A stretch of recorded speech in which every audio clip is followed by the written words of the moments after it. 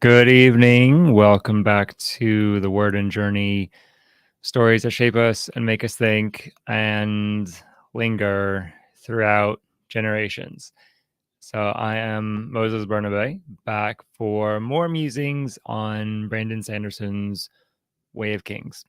And I have to say it's Way of Kings. It's not Wheel of Time. We have commented on Wheel of Time. We will comment on Wheel of Time again. But this is not that one. This is not that podcast. So we're talking Way of Kings. And again, this has been a story very highly recommended to me for years. So I'm finally complying with y'all, Sandersonites out there, and audiobooking The Way of Kings. I am enjoying it. I must I must concede it is so far living up to the hype, mostly. So and as I'm going, it's it's a long story, so we'll have several episodes here, interrupted by some other things. But I'm pulling out a theme around fathers tonight. I know this is not a Father's Day episode, although maybe I will refer back to this one when we get there. But I wanted to take a few moments and reflect on several of the main characters and how they interact with their fathers. And in these cases, if I'm reading right, their fathers mostly, well, some of the fathers are bodily absent and yet still have managed to leave a really powerful shaping legacy. And so that's a little bit what we're talking about. So um so checking in. So the character Kaladin, he at this point in the story where I'm at, he is a bridge master of his, or he's the leader of his bridge crew, and he's stepping up to invest in his bridge crew and take care of them.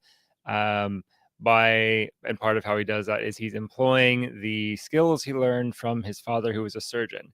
And at this point, we've gotten to know some of Kaladin's backstory, where his father's a surgeon, and that's a very specialized thing in this world. It's different than the apothecaries, different than the herbalists, and Kaladin was on track to become a surgeon himself. His father had every intent of sending him to a particular town where he could study the surgical arts. And Kaladin, of course, had mixed feelings about this. He wanted to be a warrior and a fighter, and yet still, um, his father taught him many things, and he learned many things too. And we've seen several scenes now. I've really enjoyed these scenes where Kaladin, he's introduced as this warrior, very skilled at war, very skilled at fighting, very skilled at leading, but also able to do healing. We've seen him do some field surgery, some cauterizations. He knows his herbs.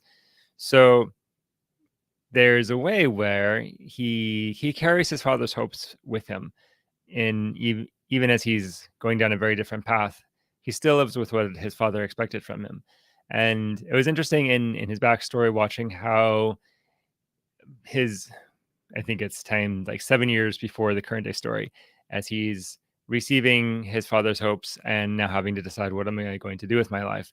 There's very much the sense of, I want to go one way, but my father wants me to go another, and I'm torn between that because my father has some weight to me, and he's been speaking this thing into my life in a very overt way.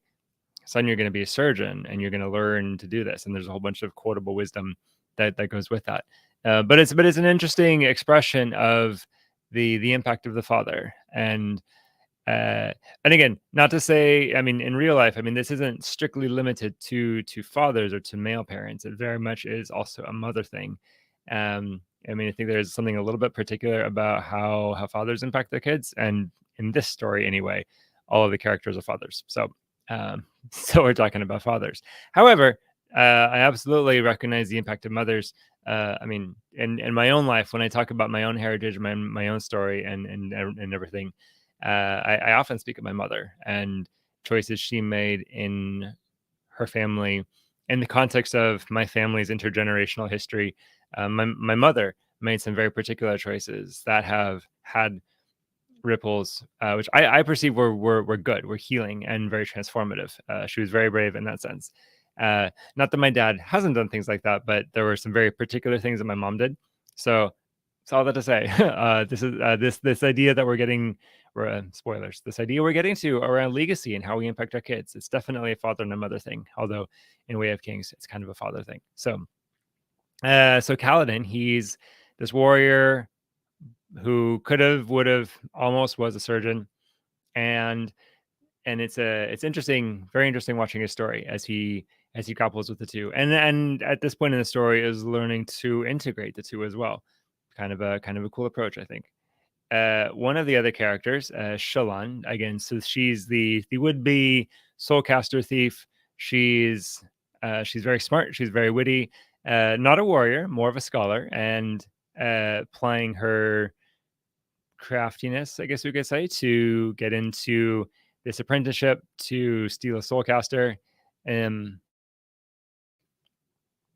One of the elements of her story in her world building is she's on her own for the first time. Her brothers are back in the kingdom, managing the kingdom, and all of them are living in the shadow of their father. And forgive me, I can't remember his name.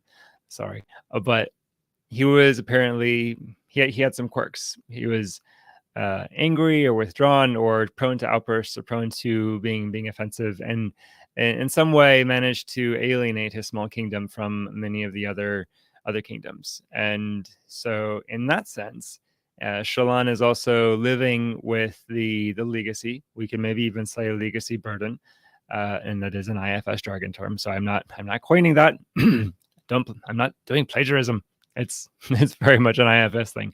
But there is this idea of legacy burden, of things we inherit that are burdensome, that cause problems. And in Shallan's case, it's both the externally, her kingdom is kind of in disarray because of how her father carried himself, and it's fallen to her to have to repair that or order that. And it's a lot. It's a lot for her very young shoulders.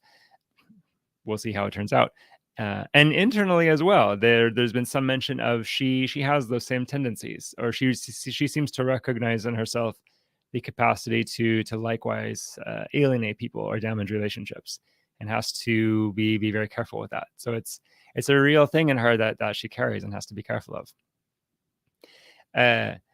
Other characters. So here's where here's where I'm going to get a little bit nitpicky on the writing. So in one of the royal families, so uh you have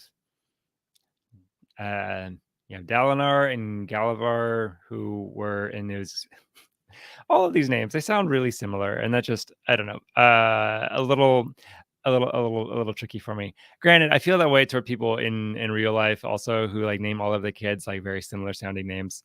uh I mean, my cousins who like all of their names start with the same letter, at least they have the decency to like all sound very different from each other, and so they're very distinct anyway. But it's Dalinar and Galagar, who were the uh Galinar was the king who got assassinated back in prologue number 2. Now his brother Dalinar is, you know, avenging his legacy and guarding his son.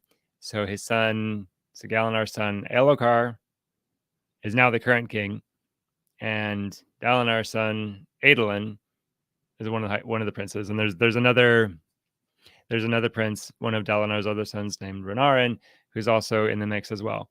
And this one's an interesting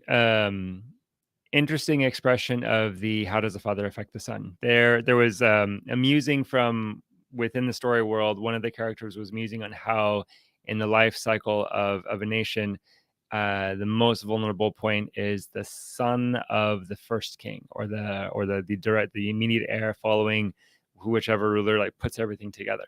And they're saying that, you know, the first ruler, people follow him because they're inspired and they're adhering to his particular rule. In later generations, there's a tradition, there's a community, there's a way of life that's established that people can fall into. But there's this vulnerable spot in the middle where it's the immediate heir, the immediate inheritor of some visionary's work. I've never thought of it quite that way, but I think it makes some sense. So it's an interesting concept. But what we're looking at is King Elokar. Um, Book nerds are gonna correct me if I get any of the names wrong, because I just might. But it's interesting watching how this particular king, he's inherited a kingdom, and so that's part of his deal. It's part of what his father's left to him. His father has left him a legacy of ruling and doing some really mighty feats there. And there's some mighty grand things there, and there's also some really troubling things of it's not a super healthy kingdom, and there's fracturing, and there's a lot of infighting, and um, the late king was prone to anxiety and paranoia, and now so is his son. And uh, so there's kind of a way, and when where the story is set during a war, and there's a sense of this particular king doggedly persisting in the war to live up to his father or to avenge his father or for the sake of honor. And so there's kind of a way where his whole life is in relation to his late father, kind of out of grief, kind of out of avenging him, kind of after like, you got to uphold the kingdom. On Dalinar's end, there's some interesting relationships where there's his son Adolin, who isn't the king. I think he's somewhere in line for it, but he's now having to watch his father Dalinar kind of veer toward heresy, and he's demonstrating some very peculiarities in how he thinks and how he reasons, and he has these fits of vision and madness during the high storms. And so his interesting scenario is having to both be with his father and be a loyal son, but also having to like defend him and speak up for him in some ways, which creates an interesting pressure on him. And then with Dalinar's relationship with his son Renarin, if I'm remembering the name right, apparently Renarin is not known for physical prowess. He's not as physically strong, but still wanting to participate in the family life, which in this case is war. And so there's an interesting tension for him of trying to live up to what his family does, having a lot of limitations, and then that creates an interesting dynamic with the father as well. So I'm appreciating these character dynamics. These to me feel like very real, very true to life, very relatable sorts of conflicts. We all have parents. We are all inherited. We are all impacted by our parents. We inherit things from our parents, both fathers and mothers, and potentially many strengths, many assets, and also many burdens and many complicated things. I mean, one example, I mean, it's good to know your family's medical history to know to which diseases are you prone, because everybody's prone to something, and it's it's good to know what's in your lineage. So I find it really interesting, really compelling, really well written characters and everything. And if there's going to be a lesson or a point to muse on, because books are good for that, they make us think about things. It's thinking about family and thinking about how are we living, that will shape our kids, shape our future generations. I am reading this as a father myself, and very much mindful of being in the interesting spot between I'm old enough to kind of step back from the family and see them for who they are, and see some really wonderful things and some things that are precious and amazing and beautiful, and things that I want to carry on and persist. And some drama and some chaos and some kind of ridiculous things that some of my family members do and have done, and that I do and I have done, and that I have to, and I'm inheriting everything from all my family members, and now I'm looking at my sons and starting to see where my quirks show up in their attitudes, and my words show up in their mouth, and it's scary sometimes because it's like, oh, I didn't want you to be that way. I didn't want you to carry that, and uh, there's only so mindful you can be, and I want to be more mindful, more careful of how I speak to my kids, how I interact with them. What I say matters, what I don't say matters, and all that to say, I'm finding myself the bridge between inheritance and legacy, and it's something that's fun to read about in stories. It's depicted really well in this particular story, The Way of Kings, and it's very much like a real life thing that we ought to be considering. Um, for sure, those of us who do have biological children, but also those of us who maybe don't have biological children but have non-biological children, spiritual children, people we mentor, people we lead or coach, or just people who look up to us. Lots of us have somebody like that. And we could say on the inverse, those of us who don't have anyone looking up to us, those of us who are not yet contributing to someone or participating in someone's life or trying to support or nurture someone, we could say there might be something lacking, or an area yet for more growth, more exploration, or an area where were you to pursue this, you might find yourself supremely enriched in the pursuit of nurturing someone and creating a legacy, or at least participating in one, or at least helping to shape and nurture someone. It is a really beautiful, really powerful thing, and one that we ought to give more thought to.